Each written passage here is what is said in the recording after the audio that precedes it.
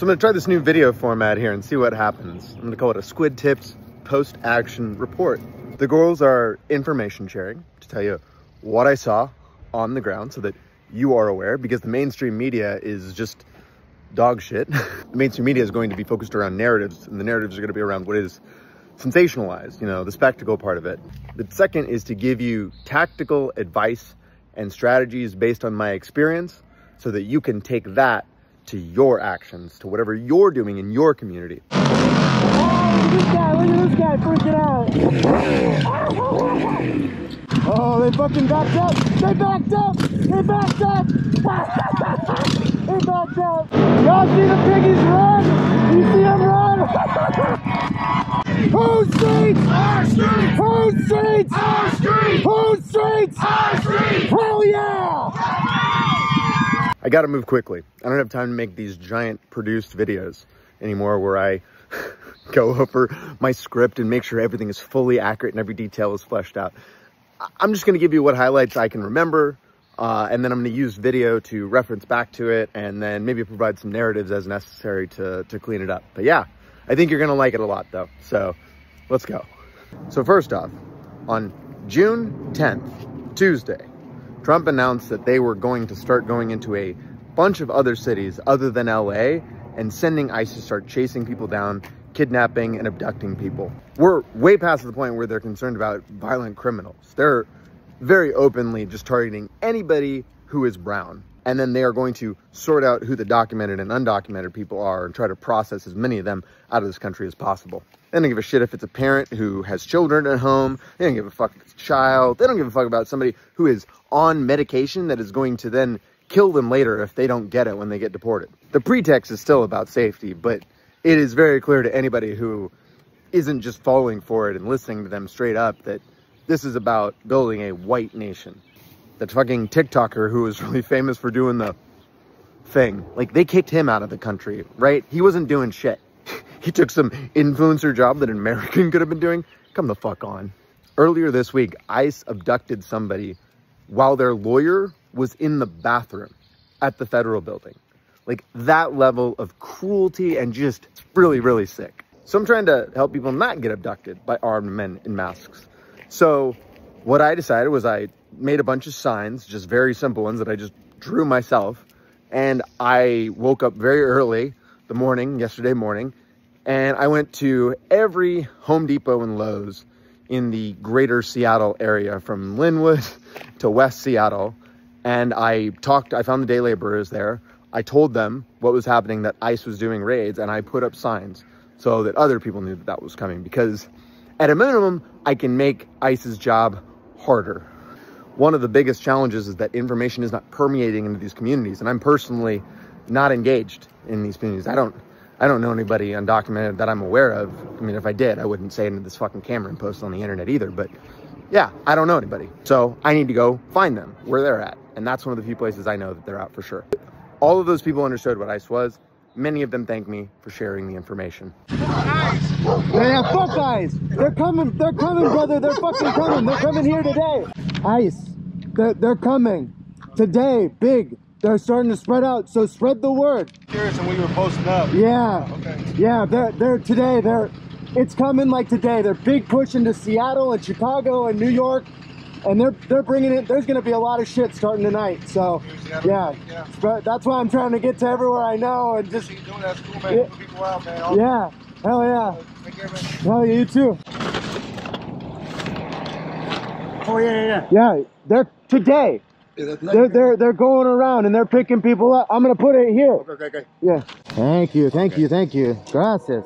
There is a lot of fear. There is a lot of uncertainty. So the thing is that this was confirmed information. I knew this was happening. I didn't do it prior to the moment that I knew that ICE sweeps were actively coming in a heavy way. And I don't know what's happening in every community, but it's important to share that information when it's relevant and critical, rather than just creating like an environment of fear and anxiety. There's some listed specifics for that, which I'll go ahead and post up here. You can either screenshot them or whatever. Yeah, utilize that as your framework. The day before, I was at the federal building and I was with people who were actively trying to block ICE from coming in and out of the federal building where they're operating and doing all their processing. And that's where I met Katie Daviscourt. Let me tell you a little bit about that before we move into what I did last night. While I was there, I had like a 30-minute conversation with her where I learned a whole lot about how she thinks about things and how she lies to herself about what she's doing and other people. It's not complicated. These people are grifters, but again, in their own head, they don't think of it that way. She legitimately thinks of herself as a journalist. The mass deportations thing is very new, I think, to everyone. So I think everyone's trying to navigate what the hell is even going on. No, I've seen them. At least for me. Why do you not speak out more about that? I'm a journalist. What does that have to do with anything? I'm a journalist. Who do you write for? I work for myself. I work for the truth. I work for the truth. Cool. Same. I'm here to share the truth. Are you? There's white people that are But you're part of an organization that is absolutely partisan, right? You acknowledge this, right? What organization? I mean, I can go Google it, right? I mean, it's underneath your little tagline on Twitter, but... I'm not in any organization. I work for a news company. Okay. Sure. Tomato, tomato. So the news company that you have has a specific perspective, right? I mean, we're more conservative leaning. Sure. You have a specific perspective. Exactly. That's what I mean. Yeah, but we don't hide that. Yeah. So that means, you know, some people hide it. But Like, you will never not know where we stand on certain issues, I guess. I mean, what it seems like is that where you stand is that you say you don't support ICE, like stealing people, but what you're doing is you're actively creating propaganda which supports ICE stealing people under any condition, basically. Not me. I report very straight on what they've been doing. When you say straight? Straight, as in there's no propaganda in my posts. ICE made an arrest at 4th Avenue for this. So when Jonathan Cho cracked that guy in the face just a block away from here, and there was a cut between me talking to him and then him yelling at me to take my helmet off, which I obliged him and then took my helmet off right in front of him. I don't remember. I'm aware you might not remember. It's on your video. Your video would have caught all of it, and that's what I mean. Is like, okay. You can say that you can say you're not creating propaganda, but when you selectively edit certain things and put them up, I don't believe anything was selectively edited. What is a cut? Then it was just cut for time. Is that kind of what you're saying? Exactly. Okay, you just cut the parts that are just kind of don't fit. Even though, I mean, I saw 5 minutes of footage on your channel. I feel like it was like, yeah, that was a very long video. Yeah, and you cut the part where I took my helmet off. You cut the part. Remember that. I know you don't. But it's a really. Do you feel like that's convenient? Like that No, you just kind of your memory. You are part of a right-wing propaganda machine that comes here. You create and you start things, and you generate. It goes right to Fox News. Your clips were on Fox News. Okay, they're media. They're not media. They're propaganda. I mean, that's a very generous term. What is journalism to you? Telling the truth, all sides. That's why I'm talking to you. Okay. My main goal in interacting with her was to just chew up her time and prevent her from seeing anything super relevant or important, which I couldn't be there forever, and she stayed a lot longer than I did. So yeah, it's something that has kind of limited utility and value, I think. I didn't record her very well because I was just doing it from my phone on my chest. I wasn't like staring at her. I was trying to have like an actual conversation. But my favorite part was when she turned the camera on both of us and she got a video of me and her, me just over her shoulder, and asked me a bunch of questions, to where I put a donut in my mouth and gave her like the peace sign and was explaining how I'm an anarchist. I'm an Antifa anarchist, which is true. Free roll, right? Like this kind of looks just like you. Are you out of LA right now? You look. This is you, right? Is this part of the propaganda? Okay, tell us a little bit about yourself. I'm a Seattle-based Antifa. I'm an anarchist. I have never been arrested. I have been in the back of the cop car, though. How was that experience? It sucked. Honestly, if you've ever interacted with the police, it's really radicalizing. You realize how crappy police will treat you for doing literally nothing. So the thing I realized is that their strategy is to get you to talk as much as possible, because the more you talk, the more likely you're to say something that's going to make you look stupid. Think about Charlie Kirk and Steven Crowder going to these like college campuses where they're getting these college people to just kind of, they have their talking points and they're just going to keep repeating them until they get enough people that look kind of dumb. Remember, a right-wing narrative is that people on the left are just ignorant, stupid, childish. They're not aware of how the world really works. We don't have jobs. We don't live in reality. We're all just kind of either grifting off of our parents or just lazy pieces of shit.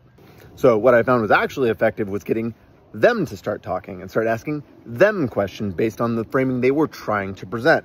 The best moments I had were asking Katie, What is a fascist? Define that word, because she asked, am I there to stop the fascists? Well, what's a fascist, Katie? And I want people to tell you. Who's this going Tell to? us about Antifa. Just tell us about you guys.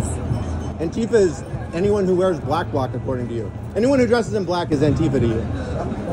And you're Antifa. What does Antifa stand for? Anti-fascist? What's a fascist? Are you here to shut down the fascists? What is a fascist? Are you here to shut down the fascists? What is a fascist, Katie? You're supposed to tell me. No. I'm confirming you understand. I understand what a fascist is. It seems like you and your news network do not. So I'm asking, what is a fascist to you? If you get, I feel like this is a pretty simple question. You can turn it off if that's a difficult and embarrassing question for you.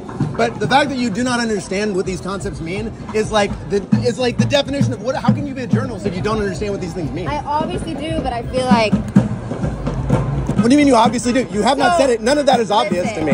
If you are shutting down other people's speech with violence, it's what Black Bloc Antifa does. Part of the way right-wingers win, because again, every accusation is a confession, right? They think you're dumb and stupid. They want you to look that way. The reality is they're pretty fucking dumb and stupid. So get them to demonstrate that. Remember how much right-wing agitprop just has a series of assumptions about words like fascist, anarchist, communist. Don't fall into the trap of just talking and spinning off of the way they frame things. Clarify. Force critical thinking.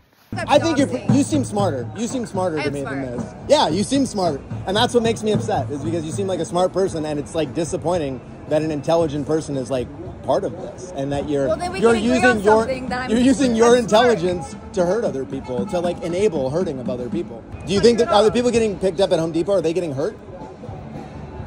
No. You think? Have you ever looked in the back of a paddy wagon? Do you think it's like pillows and like I've never and craft services? Arrested. My record is clean. Yeah, you never seen cops. You never seen live PD. You never. Yeah. Okay. Well, cops. I do have a parking ticket. It's difficult, Katie. It's difficult to have it's difficult to respect. I want to respect you. I want to like you. You do like me. I can tell. It's difficult. I can tell you actually like me. I want to like you, but it's difficult when I feel like you're being so dishonest with me, because I live my life pretty honestly. I am honest. Except for actually for me. You don't know what happens. You're not sure if people getting picked up at Home Depot are getting harmed. I'm sure it's terrifying. Do you think they're getting harmed? No. No. So you think when a father doesn't come home, harmed? when a father doesn't come home to their kids after a day when they're supposed to be working to put food on the table, is that harm? That's very sad for the kids, but also when an American father gets arrested and doesn't come home. So it is harm. Same thing applies. It doesn't take a lot to care about the guy at Home Depot not being able to go to his family, who knows that they're going to eat that. I think it's sad, but they made that choice. Well, okay. The kids didn't make any choices. The kids didn't, but the dad did. So you're cool with punishing children. You're cool with punishing children, right? I mean, that's the logical conclusion. I just think everyone should follow the nation's Yeah, laws. I mean, Like the mainstream media, they are there to capture the spectacle, not the information. They are not gathering information to provide to their community. They are there to create propaganda. So I spent a couple hours at the federal building, and then I had to go to work, so I did. And after that point is when things actually started to kind of heat up over there. People were starting to realize one of the best tactics you can have is start to kind of just put things in ice in the cops' way, whatever's around. One of the most reliable things you can find in cities like Seattle is these fucking Lime bike scooters. People were creating physical barriers, walls, making it very difficult for people to come in and out of the building. They wouldn't allow people in the building, so they had to stay out. The reason I went that morning is people were concerned that SPD was going to be trying to do a mass arrest of people at the federal building, and that didn't really happen. I saw SPD bike cops rolling around here and there, but for the most part, they were not really involved. So maybe that's what being a sanctuary city gets you. The blockading and interference at that building continued until 1:30 a.m. the next day. So people are active and involved constantly now. It is a constant effort. Gone are the moments of there being just specific actions at specific days. This is now a all-the-time fight and battle.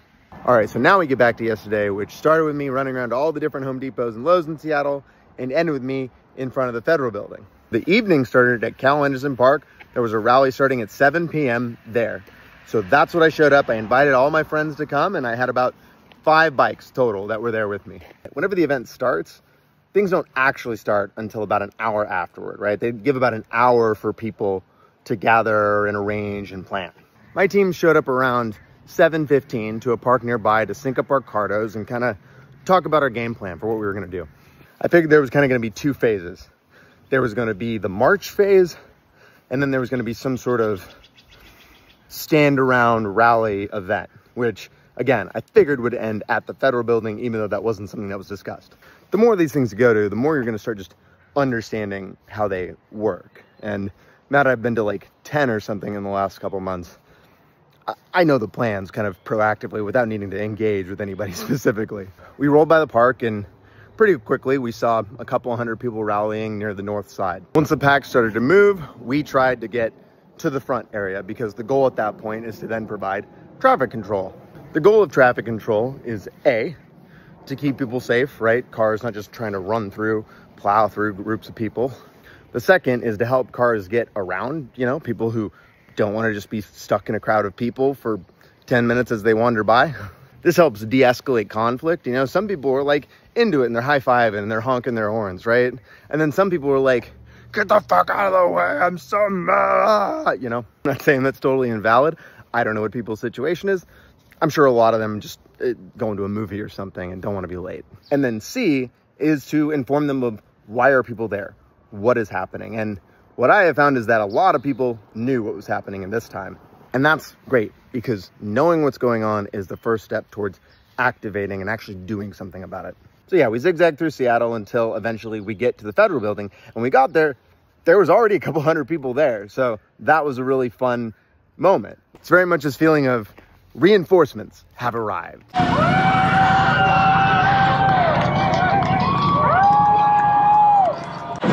Let's fucking go! Let's fucking go! Fuck ice! Fuck ice! Don't push me up! Don't push me up! Yeah! Oh, you're good. I'm bad at balancing. This morning there were rumors that there was going to be cops shipped in from Everett and Auburn and all these different like surrounding locales. And you know, it looked like there might have been. There was probably, what I saw, looked like 100 or so officers with, you know, dozens of vehicles between like the SPD and the unmarked ones and the fucking paddy wagons and all that shit. Didn't see any LRAD all night. That's the little jam box speaker thing, the sonic weapon that they sometimes just use for like audio communication, giving people warnings, dispersal, you know, announcements, shit like that. There was a helicopter involved. It's the first time I saw that, and they were definitely doing the rounds and yelling shit out by the end of the night. Talk more about that later. But at no point did it feel like we were surrounded and kettled by the police at this federal building. They had blocked off certain intersections, but basically they focused on the top, the high ground, and they left the low ground for us. I spent about 20-25 minutes there just kind of hanging out, talking to people. Lots of people are starting to recognize me now, and of course they want their stickers, and I am happy to oblige. I really enjoy these moments because I've had some difficult, frustrating conversations with other organized groups, but the people in the streets, I don't have problems with those people. Those people love me. Those people are judging me off of my actions, not off of a perception of who I am or what I'm there to do. They see what I do. They know what I'm doing. They're there for it. I can often get interesting intel and details about other groups there, but I mean, I'm gonna be honest, I'm not here for the drama. I'm here to fucking get this fucking country back on track. By that, of course, I mean socialist anarchist revolution. Then at some point, a girl walked up to me and asked me where Cal Anderson was, and we were 2.5 miles away, largely uphill. So I offered to give her a ride back to her car. I like backpacking people. I like giving them fun, enjoyable experiences on their motorcycle. And to be honest, it was kind of like a trial run for this idea I've had for a while, which is to basically set up an event where me and a bunch of other bikes do like a taxi service back and forth down Alki, just like a one-way thing with people. And so it worked out well, and I'm excited to try that out later this summer. Hopefully. I don't know. We'll see what happens. So that was like a 15-20 minute detour. Came back and the dumpster fire had started. The smell of smoking lime scooters. So I get back, start talking to my crew about what's going on, go back to handing out stickers. Around 9:30, the cops decided that they were going to start pressing forward towards that dumpster fire. People started running around, explaining that the cops were starting to do an action and that we needed to prepare for that. Who are you? I'm AJ. Who are you? Emery. Good to meet you, Emery. At this point, there was probably 200 maybe people or so. That's kind of what it looked like to me. And the vast majority of people were just kind of standing, milling about, you know, not really doing much of anything. There were people fucking taunting the cops, and there were people that were doing medical shit and helping people and giving food to people and stuff. And I'm sure, you know, obviously there's people doing graffiti and whatever, but it's just largely people hanging out in the streets on a summer night together for a reason, because they want to support each other. That's how I see it, at least. So I'm down here. We just marched from Cal Anderson to the federal building here. So we're at the Fuck ICE protest. Yeah, we did a little bit of improvement to the federal building. Did some improve the art, the paint, the decor.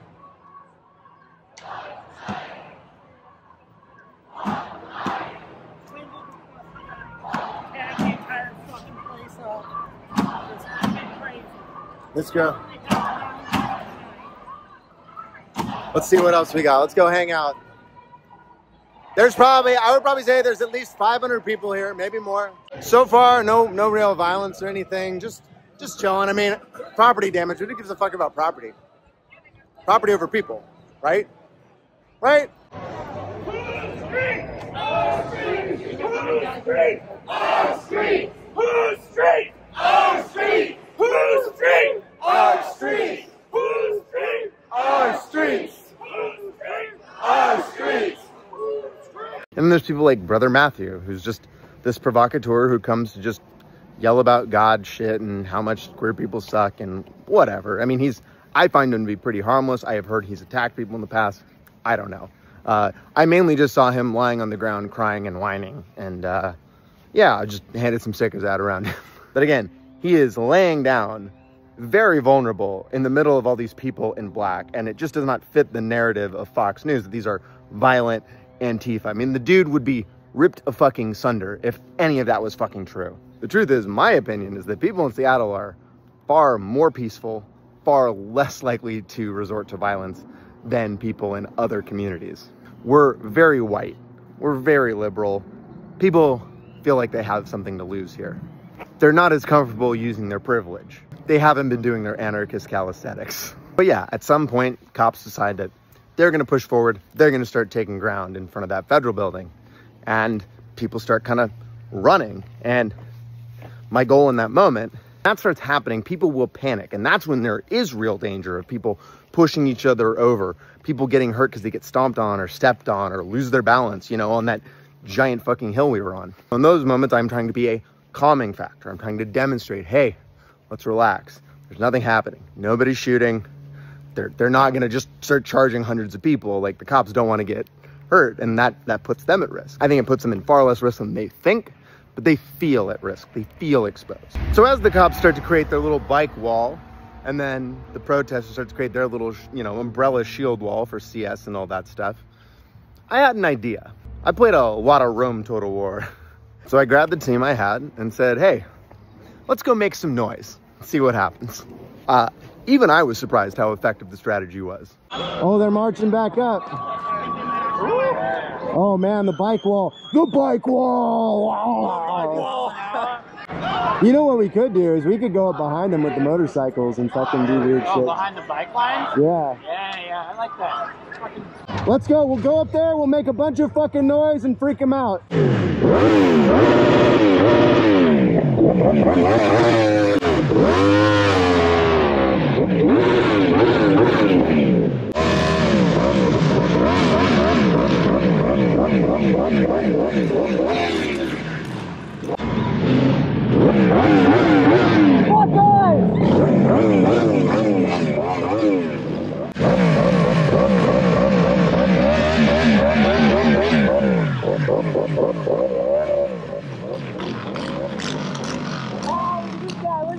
Freaking out. Oh, they fucking backed up. They backed up. They backed up. They backed up.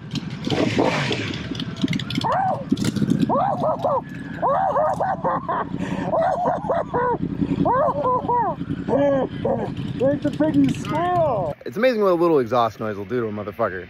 Again, cops are built different. more afraid. I truly think one of the most defining characteristics of modern American police is that they are just afraid of fucking everything and everyone. I think it's kind of logical. You know, you are a tool, you are the private military for a state that is oppressing people. People don't like you. Your job is to enforce rules that don't actually make people safer. They just protect property. And you're seen like that by a lot of people, especially since 2020. The only thing that protects them is their legal monopoly on violence. That's it. That's their power. That's why numbers are important, because there's only so many bullets in the chamber. If you go back and read history, right, you look at Napoleon, you look at Hitler, you look at all these different authoritarian dictatorships, the way they fuck up and the way they ultimately fall is that they take too many battles. They can never stop, right? Because they have to keep projecting their strength, keep projecting their power, which means they need to maintain aggression. Well past the point that it is tactically sound. A character trait of authoritarian dictators is they don't listen to other people. They think they are the smartest, most intelligent person in the room, in every room, at all times. You know, Pete Hegseth is not the head of the military because he's a strategic genius. He's there because he kisses ass better than anyone else. And you just have to look at the way he handles fucking sensitive material to see that. So yeah, our little moto action seemed to push the police back, and that was such a huge rallying moment for people when we came back to the group as victors. Y'all see the piggies run? You see them run?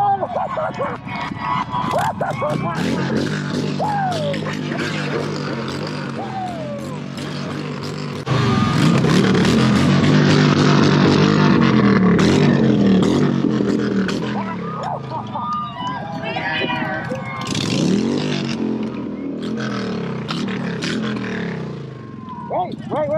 I'm doing it anyway. Fuck that. Whose streets? Whose streets? Whose streets? Whose streets? Whose streets? Whose streets? Our streets! Whose streets? Our streets! Whose streets? Our streets! Hell yeah! That was absolutely the highlight of my night, by far. Even though I dropped my bike and broke my peg right afterward. It's just a bike. Who cares? I needed to upgrade my rear sets anyway. After that, it was a lot of hanging out and talking until we decided, hey, we should go do that again. And, you know, pride comes before the fall. I wanted to escalate, you know, I wanted to kick it up a notch. So I thought to myself, what's the thing I haven't done in a really, really long time, but I think I know how to do? A burnout. I got a brand new tire. Why the fuck not? Then I remembered why the fuck I don't do this.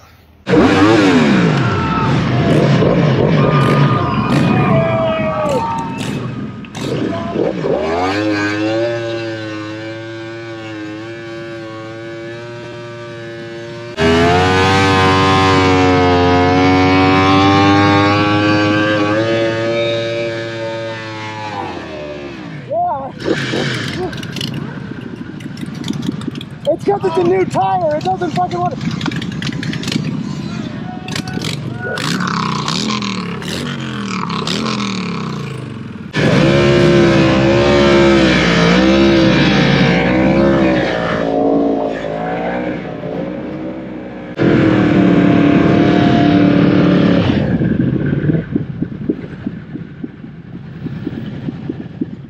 My clutch is like stuck engaged.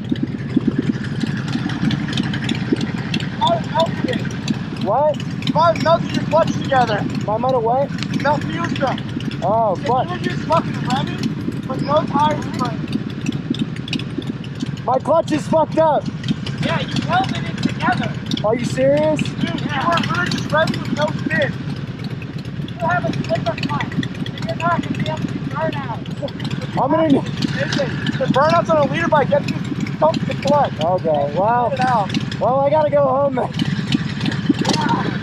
So yeah, probably destroyed my clutch, but that's okay because I've got spare parts at home and I've already done that once this year, so fuck it. Gonna get a little more practice. So at that point, the King County helicopter was yelling shit, and I was really only concerned about them kind of chasing me down, but I didn't think that was super likely. So at that point, pushed my bike down the way to a space that I knew was open near the stadiums so that I could get a fucking evac. And not soon after that, I saw people leaving. It seemed like not too many people got arrested, maybe 8 or so. Pretty low casualty rates. Getting arrested at this point, not super useful if you can avoid it. Cops want to up their arrest numbers as much as possible, right? Even if the charges do not stick, because there is no legal justification for them to have arrested you. Remember, this is an optics battle. They know that the headline the next day is going to be X number arrested in protest, riot, whatever. And the higher that number is, the worse it sounds. As I learned talking to Katie Davis Court, they consider arrested as being a violent criminal. That's the association they're going to make, and it is going to work for a lot of people. Keep that in mind.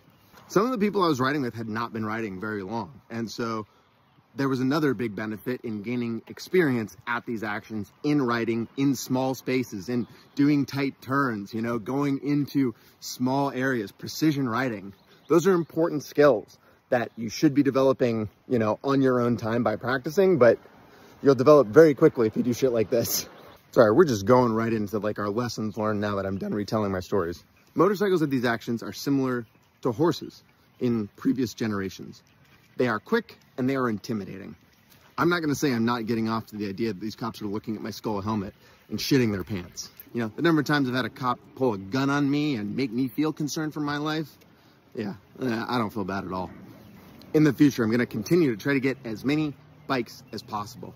The bigger we are, the bigger the group we are, the more of an impact we can have. I'm also glad to see that people in my community are starting to connect bikers not to Nazis or, you know, dads on their fucking Harleys. They're connecting them to people who are there with the community, in the fight, in the battle with them, leading the charge sometimes. The fascists and the cops are not undefeatable. I know I just said the same thing twice, but you get what I mean. It's important to show that they bleed just like the rest of us. All of this is a marathon, not a sprint. We are not going to win this with a single battle, just like no war has been won through a single battle. What's up? What are they trying to do now? Are you a mayor candidate? Yeah. I recognize you. Yeah. Yeah, fuck yeah, brother. Joe. Hell yeah. Don't let anybody get kettled in tonight. Yeah, that's Live what to fight another night. Yeah. Right. This is a long. Yeah. Marathon, for sure. They said a girl got shot. No, that definitely didn't happen. That definitely didn't. No, there hasn't been any. There hasn't been shit. These those suckers. They fucking just lie about everything. Okay, be careful, my brother. Hey, hell yeah. Thank you. Have a good night, y'all. What's important is we keep getting out there, night after night, day after day, and we keep building our numbers. If you can't get out on the streets, that's okay. Figure out how you can support the people who are. I am trying to outsource more of the things I was doing. I don't have as much time to moderate and administrate my Discord community. I am leaning more on people for that. I'm starting to farm out some of these simpler edits that I want to do, like the genetically modified skeptic interview, which I thought was awesome and a lot of people really loved. Need to put that into some shorts, so I'm outsourcing that to an editor. The number of people messaging me saying, hey, help me, how can I get involved? It's awesome, it's very encouraging. It's very difficult to keep up with that though. Need people to start self-serving and identifying those things on their own. I'm gonna do my best to keep posting information, but even that is something I could use some fucking help with. Whatever amount of capability and capacity you have, it's useful in this fight now and in the future. Being a leftist means you are constantly fighting. You are constantly pushing for justice because we aren't even fucking close yet. What doesn't go well is when you get out over your skis like I did trying to do the burnout. Took myself out of the fight. Don't take yourself out of the fight if you can avoid it. Protect yourself, protect other people, and protect your equipment if you can. And if you can't, make sure it went to a good cause. The real test is coming up. This war is rapidly advancing. You know, today a senator was arrested in broad daylight for trying to ask questions. That's huge in two ways. One, it's huge that it happened at all, that they didn't find some sort of less aggressive way to position that. And they were happy to have it happen like that because, again, this Trump administration is about projecting strength always. And they're always going to do that through military and physical power. They're never going to de-escalate. It's always going to be about force. What's also important is that a Democratic senator finally fucking got arrested. Finally did it. You're not getting arrested at this point as a federal lawmaker in some of these cities. Like, you're just really not meeting the moment, in my opinion. Your constituents are out there putting their bodies on the line. So should your fucking legislators. Anything less is bourgeois bullshit. Remember, these people are making hundreds of thousands of dollars, not including, you know, all their donation money and shit. You know, these people don't pay for a lot because they don't have to. So they'll be fine. What's also notable is that Trump is done with the free speech bullshit. He's already saying that people who burn flags should go to jail for a year. He's saying if people protest his shitty birthday parade, that he's gonna be met with significant force or whatever the fuck that means. Right-wing propagandists do not have any space to talk about the First fucking Amendment. That shit is gone. The Constitution is gone. So keep that in mind when you're having these conversations with liberals and conservatives in your life. Final lesson I want to communicate is the criticality of knowing your enemy's tactics and working around them. This is where empathy is a superpower. When the cops are creating a giant line of bike walls and reinforcing that position, thinking through, what would I be afraid of in that moment if I was the cop, will help you decide what you should be looking to do. Me and my crew committed no violence, we committed no property damage, but we still had a massive impact on our community, the people that are there, and the police. Be like water. Adaptability is a critical skill. You gain that skill through experience. All right, until next time, this is Squid Tips signing off. So ride fast, take chances.